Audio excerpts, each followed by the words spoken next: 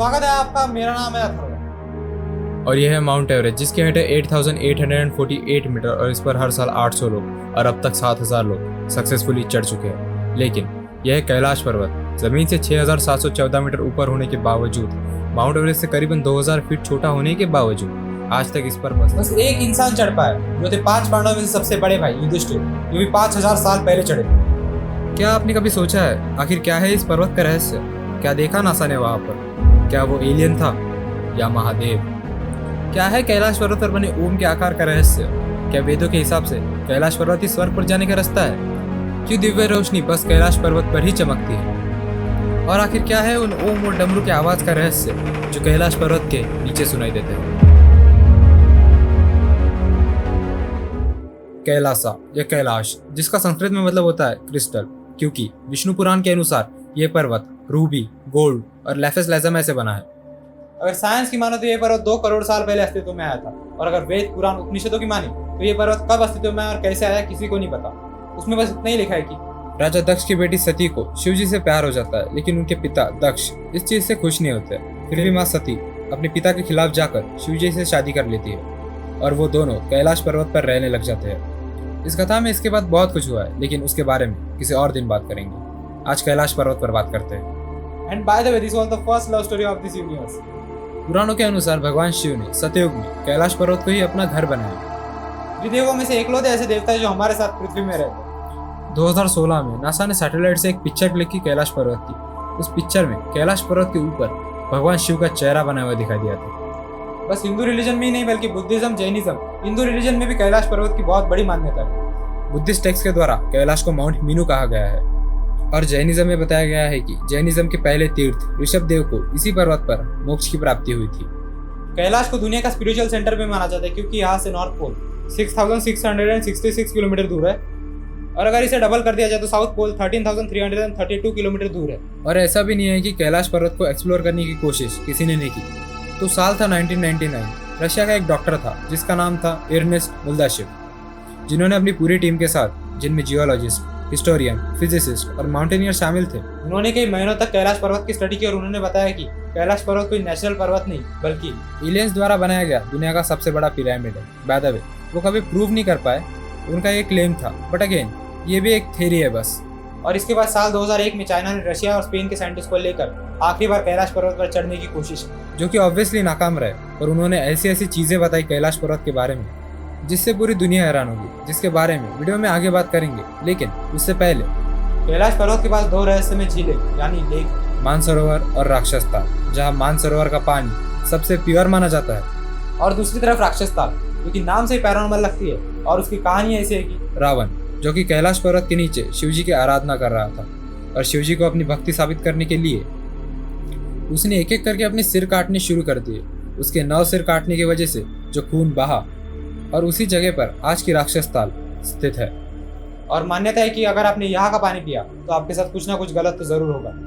ये पानी इतना खारा है कि किसी इंसान के लिए किसी जहर से कम नहीं है। कैलाश पर्वत तिब्बत में स्थित है, और क्योंकि चाइना 1951 में तिब्बत पर कब्जा कर लिया था, तो अब इसलिए वो बाय डिफॉल्ट चाइना में स्थित है। जैसे मैंने आपको वीडियो के स्टार्ट में बताया था, युधिष्ठिर जो कि पहले इंसान थे जो कि कैलाश पर्वत पर चढ़े थे।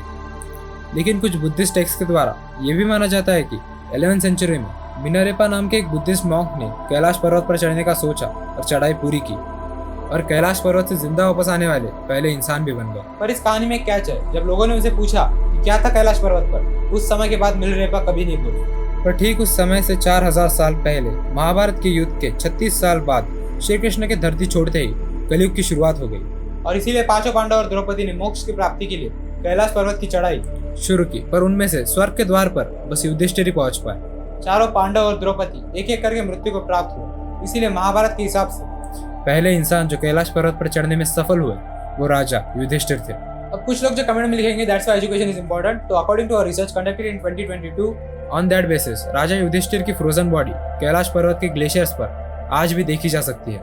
आज तो कैलाश पर्वत पर चढ़ना बैन हो चुका है, परंतु आज से पहले भी हजारों लोगों ने नाकाम कोशिश कर रखी है कैलाश पर्वत पर चढ़ने की। पर के साइंटिस्ट का मानना है कि कैलाश पर्वत की चढ़ाई उसके स्ट्रिप बनावट की वजह से मुश्किल है।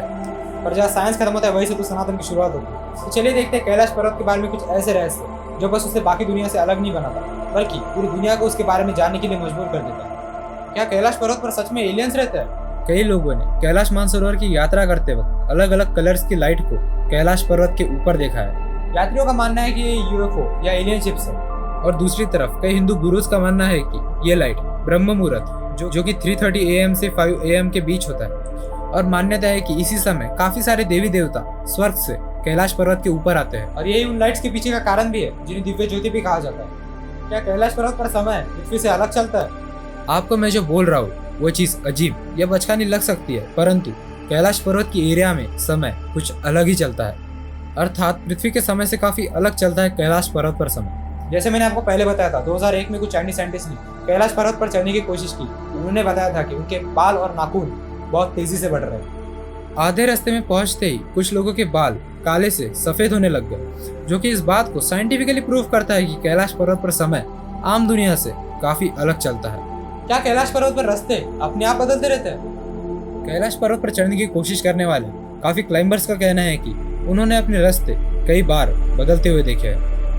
अगर कोई भी इंसान कैलाश पर्वत पर कुछ दूर जाने की कोशिश भी करता है और उससे कुछ ही समय बाद उसे दिशा का अंदाजा ही नहीं रहता। और यहाँ तक कि कैलाश पर्वत पर कंपास भी काम नहीं करता, जिसका कारण है कैलाश पर्वत की मैग्नेटिक फील्ड। कैलाश पर्वत बस रहस्यमय ही नहीं बल्कि जीवनदायी भी है, क्योंकि यही ब्रह्मपुत्र, सुतलेज, इंडस और कर्नाली जैसे नदियों का उगम स्थान भी है। कहा जाता है भगवान चाहते हुए इंसान कभी नहीं पहुंच सकता, और कैलाश पर्वत इसका प्राइम एग्जाम्पल है। आज के समय हमारी दुनिया इतनी आधुनिक हो चुकी है, लेकिन आज भी हम एक पर्वत का रहस्य तक नहीं सुलझा पाए। ये बात हमें सोचने पर मजबूर कर देती है तो क्या हमें हमारी पृथ्वी के बारे में सब पता है, या फिर हम खुद को बस ओवर एस्टिमेट कर रहे हैं? इंसान आज चांद तक पहुंच चुका है, परंतु समुद्र की गहराइयों में नहीं पहुंच पाया।